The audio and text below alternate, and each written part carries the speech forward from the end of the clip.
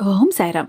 సమస్త సాయి భక్తులందరికీ నమస్కారం అండి. అందరూ ఎలా ఉన్నారు? అందరూ కూడా బాబాగారి దయ వలన ఎప్పుడూ ఆనందంగా, ఆరోగ్యంగా ఉండాలని, మీరు కోరిన కోరికలన్నింటినీ కూడా బాబాగారు తీర్చేయాలని, మీ తరపున నేను కూడా బాబాగారిని మనస్ఫూర్తిగా కోరుకుంటూ, ముందుగా బాబాగారి పాదపద్మాలకి ఒక్కసారి నమస్కరించుకొని వీడియోలకైతే వెళ్ళిపోదాం. ఇక ఈరోజు బాబాగారు సాయి మాటగా నా నోట ఏం పలికించబోతున్నారు అంటే, బిడ్డా, రాబోయే శనివారం లోపు ఇది విను. కారణం లేకుండా ఇది నీ కంట పడదమ్మా. నీకోసం తెచ్చిన వార్త బిడ్డా, తప్పకుండా విను. నువ్వు వినవలసిన, నీకు కావాల్సిన శుభవార్త ఒకటి తెచ్చానమ్మా. అసలు ఎటువంటి పరిస్థితుల్లోనూ వదులుకోకు. ఎందుకంటే ఇది నీకైనా నీకోసమే తీసుకువచ్చిన ఒక శుభవార్త. ఇప్పుడు నువ్వు ఏదైతే పడుతున్నావో బాధ, కష్టం అంతా కూడా ఈ వీడియో చూడటం పూర్తయ్యే లోపు నేను దూరం చేస్తాను అంటూ బాబాగారైతే ఈరోజు మనకు సత్య ప్రమాణం చేస్తున్నారండి. మరి బాబాగారు ఎంతలా చెబుతున్నారు అంటే తప్పకుండా అందులో ఏదో ఒక నిగూఢ అర్థమైతే దాగి ఉంది. మరి బాబాగారి సందేశం వినబోయే ముందు మనకు తెలిసినటువంటి ఒక గురూజీ అండి చాలా అద్భుతంగా చెప్తున్నారు. మనిషి నిద్ర లేచినప్పటి నుంచి ఎన్నో సమస్యలండి. వాటన్నింటినీ కూడా దూరం చేసుకోవటానికి చాలా ఇబ్బందులు పడుతూ ఉంటాం, తంటాలు పడుతూ ఉంటాం. కొన్ని చెప్పుకునే ఉంటాయి, కొన్ని చెప్పుకోనివి ఉంటాయి. అలాంటివి ఏవైనా ఉంటే మీరు ఒక్కసారి ఇక్కడ నమ్మకంతో కాల్ ట్రై చేసి చూడండి. చాలా బాగా రిజల్ట్ అయితే ఇస్తున్నారు. శ్రీ సాయిబాబా ఆశీస్సులతో జ్యోతిష్యం చెప్తారండి. ఉన్నది ఉన్నట్టుగా చెప్తారు గురూజీ సీతారామరాజు గారు. వీరి మొబైల్ నెంబర్ 9669687222. మీకు ఎలాంటి సమస్య ఉన్నా కూడా చిటికెలో పరిష్కరించి ఇచ్చేస్తారు. ప్రేమ, పెళ్లి, ఉద్యోగం, రాజకీయం, విదేశీ ప్రయాణం, ధనం నిలకడగా లేకపోవటం, భార్యాభర్తల మధ్య గొడవలు, ఆస్తి తగాదాలు, అప్పుల బాధలు, స్త్రీ పురుషులకు ఎటువంటి గుప్త సమస్యలు ఉన్నా వశీకరణ స్పెషలిస్ట్ అని చెప్పొచ్చు. వ్యసనాల నుంచి కూడా బయటపడవేస్తారు. అలాగే మీకు కానీ మీ ఇంటి మీద చెడు ప్రయోగాలు జరిగినా ఇలాంటి ఏవైనా కానీ చిటికలో వాటికి పరిష్కారం అనేది చూపిస్తారు. అది కూడా కేవలం పూజల ద్వారానే. ఒక్కసారి ఇలాంటి ప్రాబ్లం కనుకుంటే మీరు స్క్రీన్ మీద కనపడుతున్నటువంటి నెంబర్కి కాల్ ట్రై చేసి చూడండి. మీ హ్యాపీనెస్ని మీరే నాతో షేర్ చేసుకుంటారు. ఇక బాబా గారి సందేశం వినబోయే ముందు ఒక చిన్న రిక్వెస్ట్ అండి. మన వీడియోకి ఒక చిన్న లైక్ ఇచ్చి వీడియో చూడటం మొదలు పెట్టండి. ఎందుకంటే మీ లైక్ అనేది నాకు చాలా అమూల్యం. అలాగే మన ఛానల్ని ఫస్ట్ టైం చూస్తున్నట్లయితే ఛానల్ని సబ్స్క్రైబ్ చేసుకొని మీ సపోర్ట్ నాకు అందివ్వండి. వీడియో ఎక్కడా స్కిప్ చేయకుండా, మిస్ చేయకుండా చివరి దాకా చూసి మీ ఫ్రెండ్స్కి, ఫ్యామిలీ మెంబర్స్కి, మన సాయి భక్తులందరికీ కూడా షేర్ చేయండి. ఇక బాబాగారి సందేశం విషయానికి వస్తే, బిడ్డ, నా వార్తలు వినటానికి నా మీద నమ్మకంతో వచ్చావు కదా. ఇది వింటున్నా నీ దగ్గర నుండి నేను మాట్లాడుతున్నా ఎవరికి ఏం చెయ్యాలో, ఎవరి దగ్గర ఏది చేర్చాలో వారి దగ్గరకు అది తప్పకుండా చేరుస్తాను. కాబట్టి నా మాటలు నీకు అన్నింటినీ తీరుస్తాయి. నీ కష్టాలన్నింటినీ తీరుస్తాయి. నీ బాధలన్నింటినీ తీరుస్తాయి. నీ మనసులో ఉన్న దిగులు మొత్తాన్ని కూడా తీసేస్తాయి బిడ్డ. ఇలా అడుగుతున్నావు కదా, నా బాధలన్నీ తీర్చేయి బాబా అంటూ, తప్పకుండా తల్లే. అయితే ఇది నీకోసమే. పూర్తిగా విను. పూర్తిగా విన్నాక నా మాటలు నీకు అర్థమవుతాయి. బిడ్డ, ఎప్పుడూ కూడా బాధల్లో, దెబ్బలలో ఉన్న నా బిడ్డవైన నీకు జీవితంలో అన్నీ పోగొట్టుకున్నట్లు, అన్నీ వదిలి ఎక్కడికైనా వెళ్ళిపోతే బాగుండు అని స్థితి నీకు ఏర్పడింది కదా. నీకు కావాల్సిన వాటి కోసం, నీకు ఇష్టమైన వాటి కోసం నువ్వు ఎంతో వెతికి వెతికి వాటి కోసం ప్రయత్నం చేసి చేసి విసుగు వచ్చేసి నువ్వు నాకు ఎవరూ వద్దు అనే స్థితికి వచ్చేసావు కదా బిడ్డ. కష్టం వచ్చిందని ఈరోజు కుంగిపోతున్నావు. బాధ వచ్చిందని కుమిలిపోతున్నావు. అన్నింటినీ వదిలి దూరంగా వెళ్ళిపోవాలి అనుకుంటున్నావు. నాకు ఎవరూ వద్దు, ఏమీ వద్దు, ఈ ప్రపంచమే వద్దు, నేను ఎటైనా దూరంగా వెళ్ళిపోవాలి, ఈ మనుషులు లేని చోటకి, బాధలు కష్టాలు అన్నవే లేని చోటికి నేను పారిపోవాలి, సంతోషంగా ఏకాంతంగా ఉండాలి, గడపాలి అంటూ నువ్వైతే అనుకుంటున్నావు కదా బిడ్డ. కానీ నువ్వైతే అనుకుంటున్నావు, నీ ఆలోచన సరైనదేనా? ఒక్కసారి ఆలోచించావా బిడ్డ? ఒంటరిగా ఉంటే బాగుండు అనే మనస్తత్వానికైతే వచ్చేసావు. అంత నీ మనసు విరిగిపోయేలా నిజంగా నీ జీవితం అలా అయిపోయింది.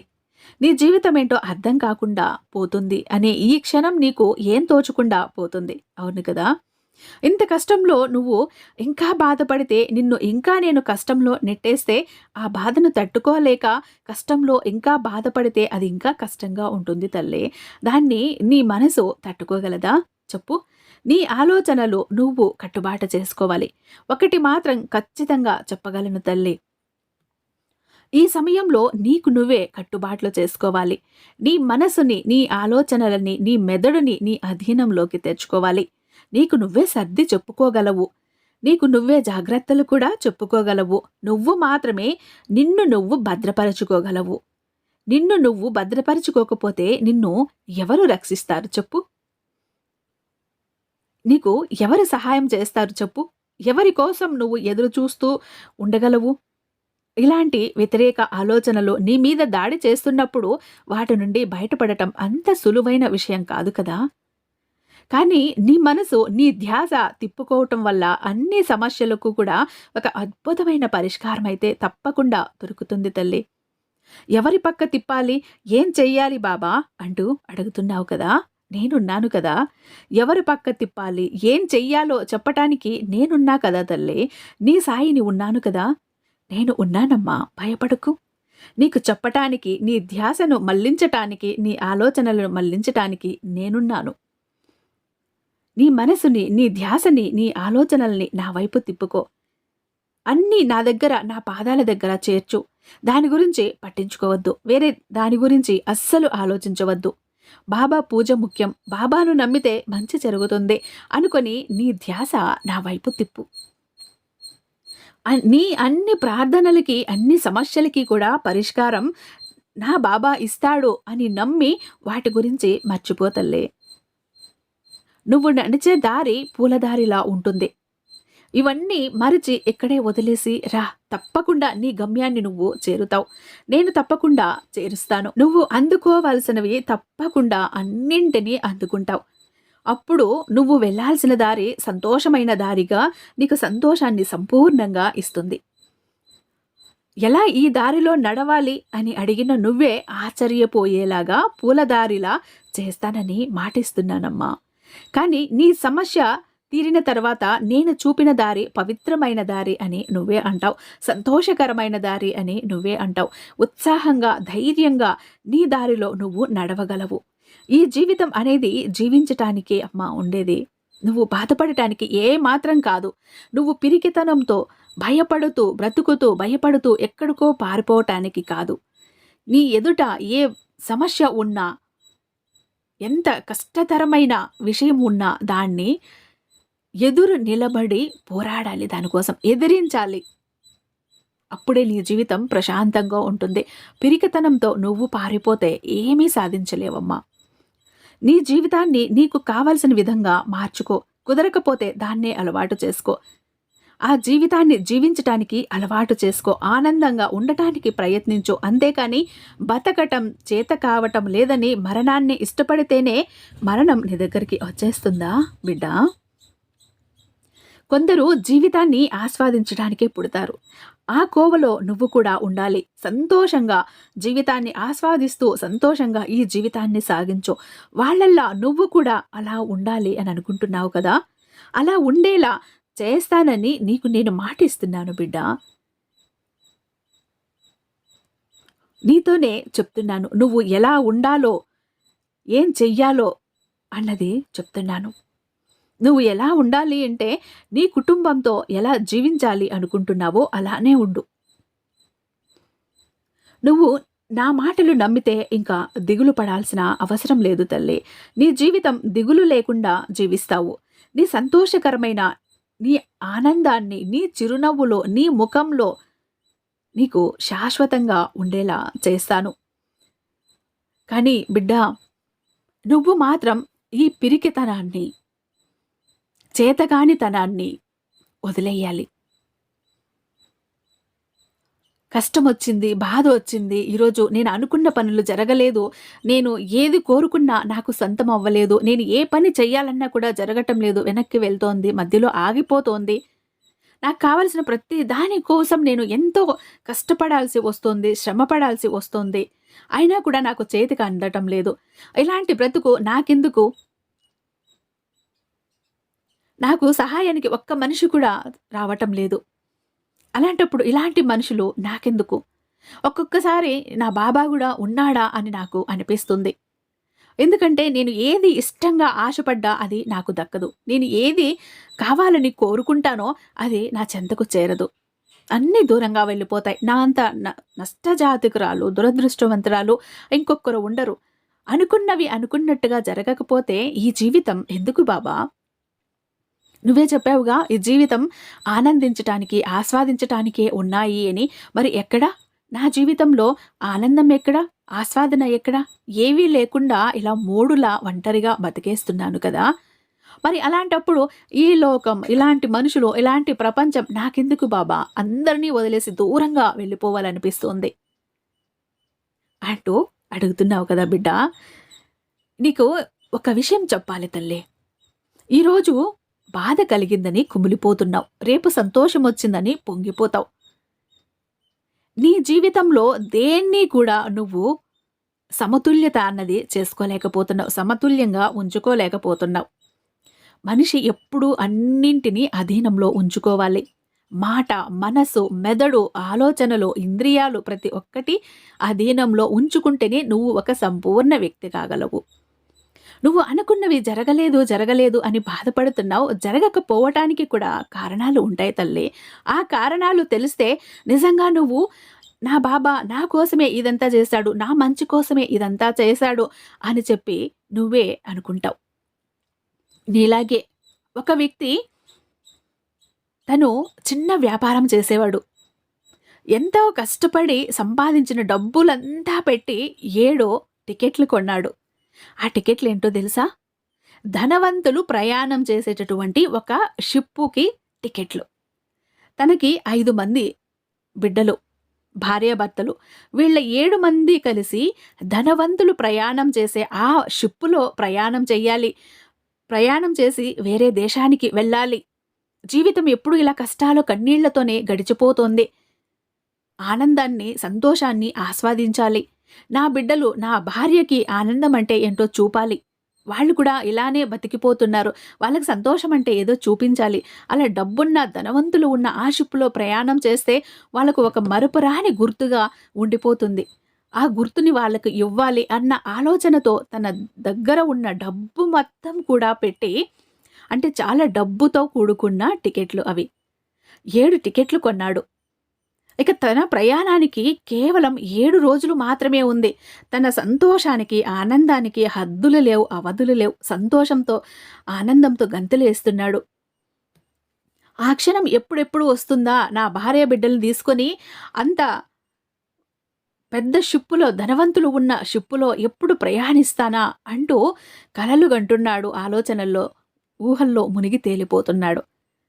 అలా ఉండగా ఇంకా రేపు వెళ్ళాలి, బయలుదేరాలి అనంగా ఈరోజు అతని పెద్ద కొడుక్కి తను పెంచుకుంటున్న కుక్క కరుస్తుంది. ఆ కుక్క కరవగానే తన భార్య ఇలా అంటుంది, "ఏమండి, బాబును వదిలి నేను రాలేను. మేమిద్దరం ఇక్కడే ఉంటాం. మిగతా పిల్లల్ని తీసుకొని మీరు వెళ్ళండి" అని చెప్తుంది. అప్పుడు అతనికి కలిగిన బాధ అంతా ఇంతా కాదు. నిరుత్సాహపడిపోయాడు, తిట్టుకున్నాడు, బాధపడ్డాడు. చూసారా, మళ్ళీ కూడా నా దురదృష్టం నన్ను ఎలా వెక్కిరించిందో.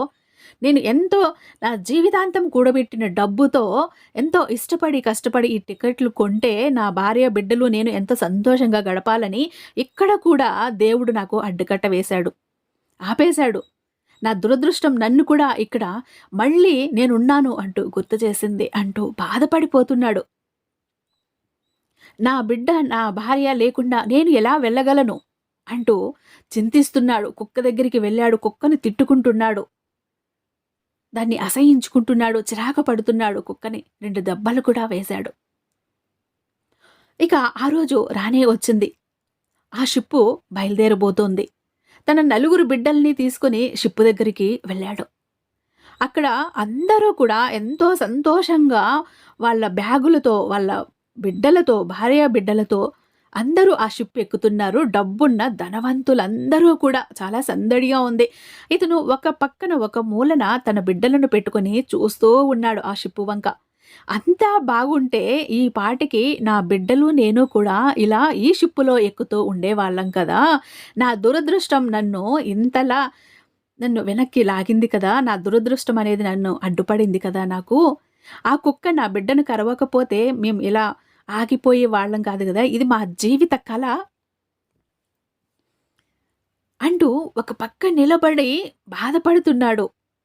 ఎంత బాధపడుతున్నాడు అంటే, అలా బాధపడుతూ, బాధపడుతూ కళ్ళల్లో నీళ్లు నింపుకొని చూస్తూ ఉన్నాడు షిప్పు వంక అందరూ ఎక్కుతూ ఉంటే. ఇక షిప్పు బయలుదేరి వెళ్ళిపోయింది. అతని గుండెల్లో నుంచి దుఃఖం తన్నుకొస్తోంది. బాధ తన్నుకొస్తోంది. కళ్ళల్లో నీళ్లు పొంగుతున్నాయి. జలజల రాలిపోతున్నాయి. ఏడుస్తున్నాడు. నా అదృష్టం ఇలా ఉంటే ఎవరు మాత్రం ఏం చేయగలరు? నాకు భగవంతుడు ఇక్కడ కూడా సహాయం చేయలేకపోయాడు అంటూ భగవంతుడిని తిట్టుకుంటూ, తన దురదృష్టాన్ని తిట్టుకుంటూ, తన బిడ్డను గరిచిన కుక్కను తిట్టుకుంటూ ఇంటికి చేరుకున్నాడు. అతని బాధ వర్ణనాతీతం. కానీ తను బుక్ చేసుకున్న ఆ టికెట్ల డబ్బులు అవి కూడా వెనకరావు. చేతిలో ఉన్న డబ్బు పోయింది. తమ కల నెరవేరకపోయింది. చాలా బాధపడ్డాడు. ఆ రోజు అన్నం తినలేదు అసలు. ఇక మరుసటి రోజు కూడా అలానే ఉన్నాడు. ఏ పని పాట చెయ్యటం లేదు. దేని మీద ధ్యాస లేదు. భార్య పలకరించినా కూడా అలా ఉన్నాడు. ఇంటికి వెళ్ళి కుక్కను మామూలుగా తిట్టలేదు. చితక బాధేశాడు. నువ్వు కరవకపోతే మేము ఈరోజు షిప్పులో వెళ్తూ ఉండేవాళ్ళం అని ఆ కుక్కను కూడా కొట్టాడు. కానీ అండి, అప్పుడు సరిగ్గా 3వ రోజుకి వార్త తెలిసింది. ఏమని? ఈ ధనవంతులంతా ప్రయాణిస్తున్న ఆ షిప్ ఏదైతే ఉందో అది మంచు కొండలకు ఢీకొని నీళ్లలో మునిగిపోయింది. అక్కడ పడవలో ప్రయాణం చేస్తున్న ప్రయాణికులందరూ కూడా మరణించారు అన్న వార్త తెలుస్తుంది. అప్పుడు అప్పుడు అతను ఏడుస్తాడు. అంటే నాకు అక్కడ ఏదో ప్రమాదం జరగబోతోందని నా దేవుడు నన్ను ఆపేశాడు. భగవంతుడు నన్ను అడ్డుకున్నాడు. ఒరేయ్! జీవితాంతం ఎంతో కష్టపడుతున్నావు. ఎవరిని మోసం చెయ్యలేదు. ఎవరిని అన్యాయం చెయ్యలేదు. ఒక కల కన్నావు వెళ్ళాలి అని. కానీ నువ్వు అక్కడికి వెళ్ళి నీ కల తీర్చుకుంటే నీ కుటుంబం ప్రాణాలు మొత్తం పోతాయి. వద్దు అంటూ అంటే భగవంతుడు ఇలా ఆపాడా? అలా ఆపాలనే కుక్క కరిచేలా చేశాడా నా బిడ్డని అని అనుకుంటూ కుక్క దగ్గరకు వెళ్ళి కుక్కను తీసుకుని ఒడిలో పెట్టుకొని ప్రేమగా హత్తుకున్నాడు. దానికి ముద్దు పెట్టుకుంటున్నాడు. ఇంతటితో బాబాగారు ఇలా చెప్పటం ఆపారండి. దీనివల్ల ఏం సందేశాన్ని ఇస్తున్నారంటే, బిడ్డ చూసావు కదా, ఒక భగవంతుడు నీకు ఒకటి ఇవ్వలేదు అంటే దానికి మించింది, దానికంటే గొప్పది నీకు ఇవ్వాలని దీన్ని ఆపాడు. అది ఎందుకు నీకు అర్థం కాదు తల్లి. ఒక్కొక్కసారి నువ్వు ఎక్కడికైనా బయలుదేరుతుంటే బస్సు తప్పోయిందనో లేదా ఇంకొకటో మరొక కారణంగా ఆగిపోయానని ఎంత బాధపడతావు? అంటే అక్కడ నీకు ఏదో జరగబోతోంది. అక్కడికి వెళ్తే నీకు వచ్చే లాభం కంటే అంతకు మించిన లాభం ఇక్కడ దొరకవచ్చు. లేదా అక్కడ నష్టం జరగబోతుంటే ఇక్కడ నిన్ను ఆపచ్చు. ఒక్కొక్కసారి నేను కోరింది నాకు దొరకటం లేదు, నేను ఇష్టపడింది నాకు అందటం లేదు అంటే నీకు అంతకన్నా గొప్పది నీ దగ్గరికి వచ్చేలా చెయ్యటానికే భగవంతుడు అలా చేస్తాడు. తల్లి, ఎప్పుడూ కూడా నెగెటివ్ ఆలోచనల ఉన్నవానికి ఎలాంటి మందు వేసినా పని చేయదు. అది పాజిటివ్ ఆలోచనలతో ఉన్నవాడికి ఎలాంటి విషం పెట్టినా కూడా అది కూడా పని చెయ్యదు. మానసిక స్థితి బాగోలేని వాళ్లకు ఏమి చేసినా కూడా అలానే అనిపిస్తుంది. కాబట్టి నువ్వు కూడా ఇంతే బిడ్డ. కష్టం వచ్చిందని కుంగిపోకు, సంతోషం వచ్చిందని పొంగిపోకు, ఓడిపోయానని బాధపడుకు, గెలిచాను అంటూ విర్రవీగకు. ఎప్పుడూ కూడా నీ మనసుని, మాటని, మెదడుని, ఆలోచనల్ని అన్నింటినీ కూడా నీ అధీనంలో ఉంచుకో. పరిస్థితులన్నీ చక్కబడతాయి. ఇప్పుడు నువ్వు నాకు ఇలా ఏమీ జరగలేదు, నేను అనుకున్నవి సక్రమంగా జరగలేదు, నేను కోరినవి కోరినట్టు తీరలేదు, నేను ఎక్కడికో వెళ్ళాలి అంటూ బాధపడుతున్నావు కదా. అంటే దానికి కూడా ఒక కారణం అంటూ ఉంటుంది బిడ్డ. కారణం లేకుండా ఏది కూడా జరగదమ్మా ఈ సృష్టిలో. బాబా ఉన్నాడు కదా, బాబా మొత్తం చూసుకుంటాడు. నీ బాబా మీద భారం వెయ్యి. అందుకే చెప్పాను, కారణం లేకుండా ఈ వీడియో కూడా నీ కంట పడదమ్మా, పడిందంటే విను అని. ఎందుకు అన్నానంటే ఇందుకే, కారణం లేనిది ఏది కూడా జరగదమ్మా ఈ సృష్టిలో అంటూ బాబా గారైతే ఈరోజు చాలా అద్భుతమైన సందేశాన్ని అందించారండి. ఐ హోప్ ఈ వీడియో మీకు నచ్చే ఉందని భావిస్తున్నాను. రేపు మరొక బాబా గారి అద్భుతమైన సందేశంతో మీ ముందుంటాను. అంతటిదాకా సర్వేజన సుఖినో భవంతు. ఓం సాయిరాం.